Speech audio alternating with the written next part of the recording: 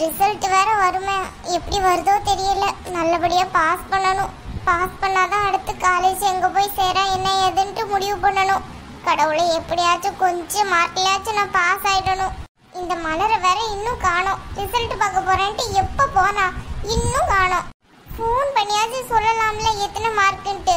வீட்டுக்கு வரேன்ட்டு 1/2 மணி நேரம் ஆச்சு, இன்னும் மூச்சே இல்ல. குமாரி, சொல்லுங்கம்மா. என்னாச்சு? மலர் ஏதாவது ஃபோன் பண்ணாளா? பாஸ் பண்ணிட்டியா? ஐயோ அம்மா, அவ ஃபோனே எடுக்க மாட்டேங்க. 1/2 மணி நேரம் ஆச்சு அவ ஃபோன் அட்டன் பண்ணி. வரேன்னு சொல்றான், வர்றாப்ல இல்ல. என்ன ஆச்சுன்னு எனக்கே பதட்டமா தான் இருக்கு. நீ எப்படினாலும் பாஸ் ஆயிடுவடி. நீ அப்பவே படிச்சிருந்தா இப்ப எந்த நிலைமையில இருந்திருப்ப. நானே உன் வாழ்க்கையை நாசமாக்கிட்டேன். என்ன பண்றது? அப்பவே இந்த படிப்பை படிச்சிருந்தீன்னா மாப்பிள்ள கூட இந்நேரத்துக்கு சந்தோஷமா நீ இருந்திருப்ப. உன்னை நான் இந்த நிலைமையில பாத்துருக்க மாட்டேன்னு பூமாரி. ஐயோ அம்மா, அதெல்லாம் நடந்து முடிஞ்ச விஷயம். தேவையில்லாம அதை பத்தி பேசிட்டு இருக்காதீங்க. பேசுறதுனால எந்த யூசேஜும் இல்லை. தயவு செஞ்சு விட்டுறீங்களா? நானே ரிசல்ட்டுக்காக வெயிட் பண்ணிட்டு இருக்கேன். நீங்க தேவையில்லாத பத்தி பேசிட்டு இருக்கீங்க. என்னதான் நீ வெளியே எப்படி பேசினாலும் உன் மனசுல கஷ்டம்னு ஒண்ணு இருக்க தானடி செய்யும். அந்த ஆளுக்கு என்னதான் அப்படி ஆச்சு? இப்படி 2வது கல்யாணம் பண்ணணும்ட்டு தீவிரமா நிக்கிறாரு. உன்னை மன்னிச்சு ஏத்துக்கிடலாம்ல. அம்மா, அவரே இனிமே என்ன மன்னிச்சு ஏத்துக்கிட்டாலும் நான் அந்த ஆளோட போய் வாழ்றதா இல்ல.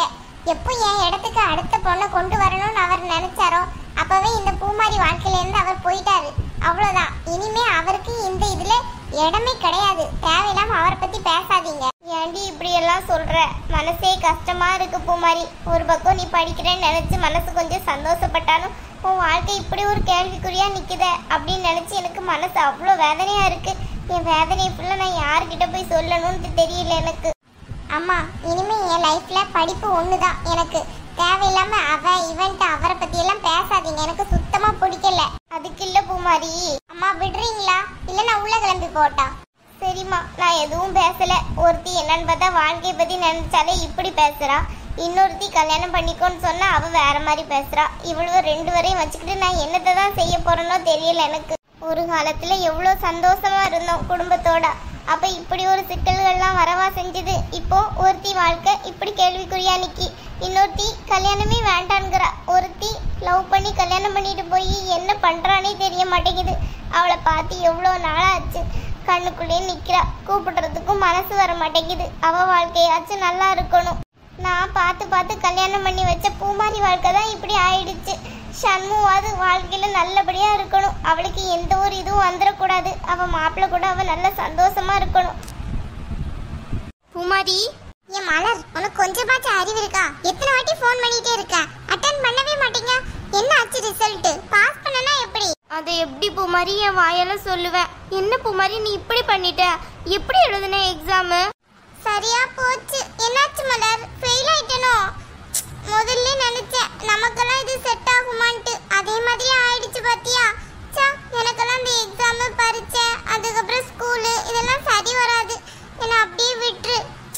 என்ன செய்ய, என் வாழ்க்கை தான் இப்படி ஆயிடுச்சு. எக்ஸாம் பேப்பரும் எப்படிதான் ஆகணும்ட்டு இருக்கு போல. ஏன் மலர், என்னடி சொல்ற? பூமாரி என்ன ஃபெயில் ஆயிட்டாளோ?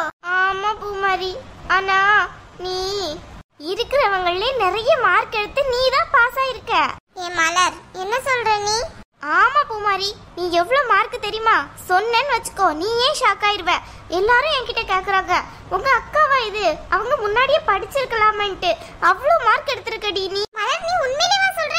என்னால நம்ப முடியல. அப்ப நான் பாஸ் ஆயிட்டேனா? பாஸ் ஆனது மட்டும் இல்ல, எல்லாத்தையும் விட அதிக மார்க்கும் நீதான். எல்லா சப்ஜெக்ட்லயும் நல்ல மார்க் எடுத்திருக்க. மலர், உண்மையிலேவா சொல்ற? உண்மையிலே என்னால நம்ப முடியலடி. எனக்கு ஏதோ பாஸ் மார்க் வரும்னு தான் நான் நினைச்சிட்டு இருந்தேன். நீ சொல்லப்போ தான் தெரியுது இவ்வளவு மார்க் வந்திருக்கான்ட்டு.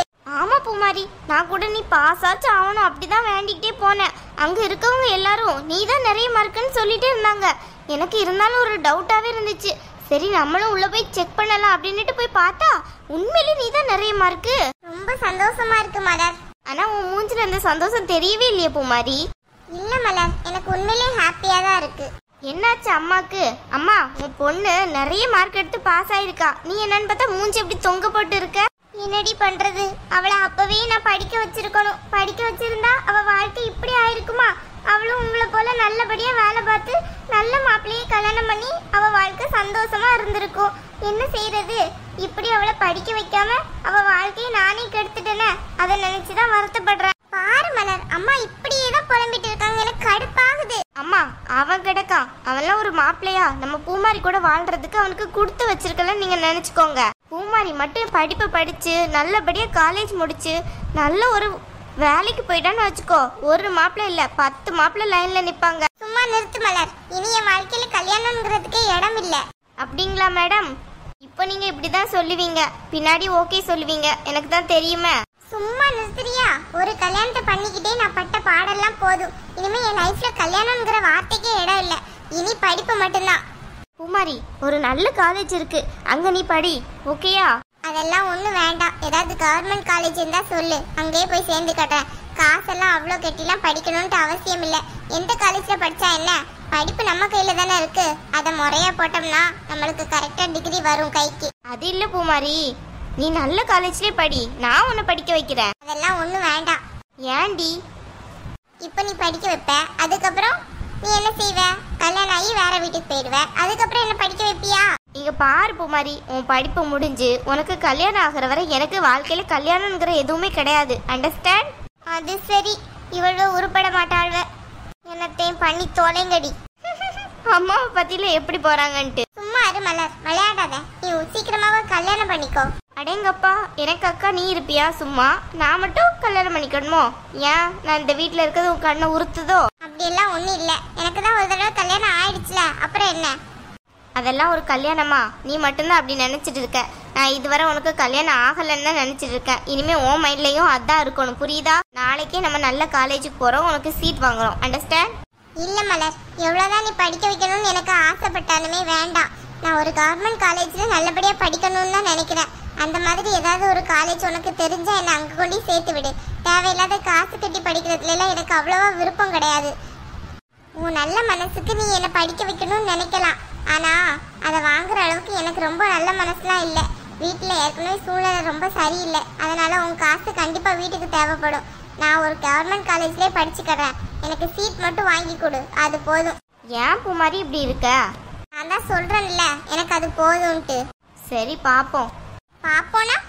பாப்போம். நான் ஏற்கனவே ஒரு காலேஜை ஃபிக்ஸ் பண்ணி வச்சிருக்கேன், அங்க போய் விசாரிச்சு பார்க்கலாம். ஃபீஸ் எல்லாம் நம்மளுக்கு கம்ஃபர்டபுளா இருந்தோம்னா அங்கேயே நீ படி, இல்லைன்னா கவர்மெண்ட் காலேஜ். ஓகேயா? அதெல்லாம் வேண்டாம், கவர்மெண்ட் காலேஜ் தான். சும்மா இருக்கியா பூமாரி? இதுவரை நீ சொன்னது எல்லாத்தையும் நான் கேட்டிருக்கேன். இந்த ஒரு வாட்டியாச்சும் நான் சொல்றதை நீ கேளு. அதுக்கு இல்ல மலர், சொல்றேன்ல, புரிஞ்சுக்கோ ப்ளீஸ். சரி, ஃபீஸ் கரெக்டா இருந்தா மட்டும்தான், புரியுதா? ஓகே. பூமாரி எனக்காக நிறைய சாக்ரிஃபைஸ் பண்ணியிருக்கா. நான் ஸ்கூல் போய் காலேஜ் போய் படிக்கணுங்கிறதுக்காக எனக்கு டிஃபன் லஞ்ச் எல்லாம் பேக் பண்ணி கொடுத்துருக்கா. ஏன்னா அவ்வளோ கஷ்டப்பட்டு பார்த்துருக்கா. அதில் ஒரு சின்ன பார்ட் அவளோட படிப்புக்கான உதவி, அதை நான் செய்யக்கூடாதா? கண்டிப்பாக செய்யலாம். அவளை ஒரு நல்ல காலேஜில் தான் சேர்க்கணுன்ட்டு எனக்கு ஒரு கனவே இருக்குது. கண்டிப்பாக அவளை ஒரு நல்ல காலேஜில் சேர்த்து அவள் நல்ல படிப்பான்ட்டு எனக்கு நம்பிக்கை இருக்குது. பூமாரியை பற்றி பேசினவங்க மூஞ்சிலெல்லாம் கரியள்ளி பூசுவான்ட்டு எனக்கு ரொம்ப நம்பிக்கை இருக்குது.